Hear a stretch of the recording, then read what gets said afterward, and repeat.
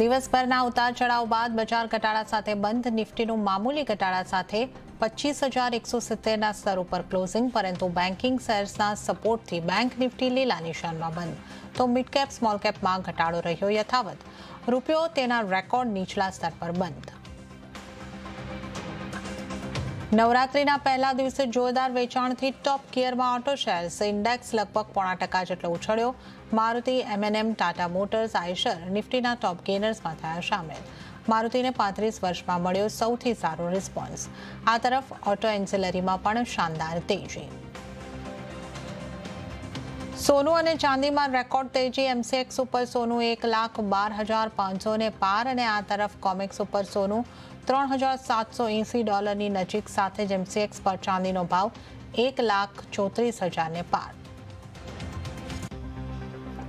તો છઠ ઉપર શરૂ થશે પહેલી sleeper Vande Bharat train. 10,000 festival special train માટે જાહેરનામું બહાર પાડવામાં આવ્યું. 1 ઓક્ટોબરથી 15 નવેમ્બર સુધી 12,000 દોડશે ફેસ્ટિવલ સ્પેશિયલ ટ્રેન.